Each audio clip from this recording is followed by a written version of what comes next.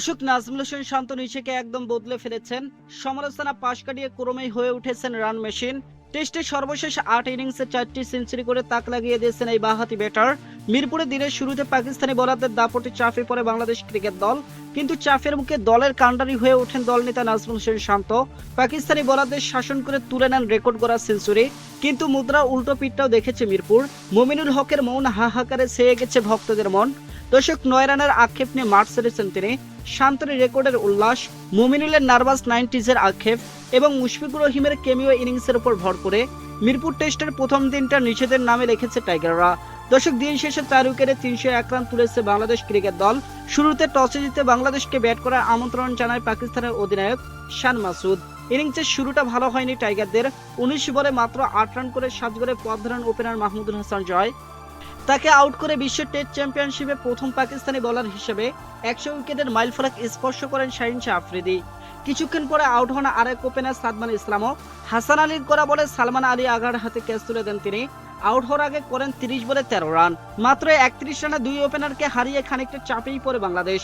এমন তো অবস্থায় সামনে থেকে লিড দিতে থাকেন দলনেতা নাজমুল হোসেন শান্ত, আর তার সঙ্গে আপন তারে খেলতে থাকেন মুমিনুল হক। পাকিস্তানি বোলারদের শাসন করে যাওয়া এই দুই ব্যাটার মিলে গড়েন 177 রানের জুটি। মাত্র 129 বলে টেস্ট ক্যারিয়ারে নবম সেঞ্চুরি তুলে নেন নাজমুল হোসেন শান্ত। সর্বশেষ 8টি ইনিংসে তার শতকের সংখ্যা 4টি, অর্থাৎ সর্বশেষ 5 টেস্টের 4টিতে তিনি ছুঁয়েছেন ম্যাজিক ফিগার। আবার অধিনায়ক হিসেবে এটি ছিল শান্তর পঞ্চম সেঞ্চুরি। তাতেই লিখলেন ইতিহাস। দর্শক, বাংলাদেশের ক্যাপ্টেন হিসেবে মাত্র 17 ম্যাচ খেলে সবচেয়ে বেশি শতকের মালিক এখন নাজমুল হোসেন শান্ত। 34 ম্যাচে 4 সেঞ্চুরিতে পিছনে পড়ে যান মুশফিকুর রহিম। অবশ্যই এদিন সেঞ্চুরি পূরণের পর বেশিক্ষণ ক্রিজে টিকতে পারেননি নাজমুল হোসেন শান্ত। দর্শক, আউট হওয়ার আগে করেন 101 রান। 130 বলে খেলা তার এই ইনিংসটি 12টি 4 এবং 2টি ছক্কায় সাজানো ছিল। এদিকে চতুর্থ উইকেটে মুশফিকুর রহিমকে নিয়ে 75 রানের জুটি করেন মুমিনুল হক। 50 পূরণের পর সেঞ্চুরি পথেই ছিলেন তিনি, কিন্তু নার্ভাস 90s-এ থামেন মুমিনুল হক। দর্শক, এদিন নোমান আলীর করা বলে এলপিডব্লিউর ফাঁদে পড়লে 91 রানে থামে তার ইনিংস। অবশ্য রিভিউ নিয়েছিলেন তিনি, তাতেও কোনো লাভ হয়নি।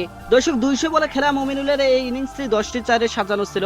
এরপর লিটন কুমার দাসকে নিয়ে দিনের শেষ পর্যন্ত খেলে যান মুশফিকুর রহিম। 104 বলে 6টি 4-এ 48 করে অপরাজিত আছেন তিনি। আর 35 বল খেলে 8 রান করে প্রথম দিন শেষ করেছেন লিটন কুমার দাস। পাকিস্তানের হয়ে একটি করে উইকেট শিকার করেন শাহিন শাহ আফ্রিদি, হাসান আলী, নোমান আলী ও মোহাম্মদ আব্বাস।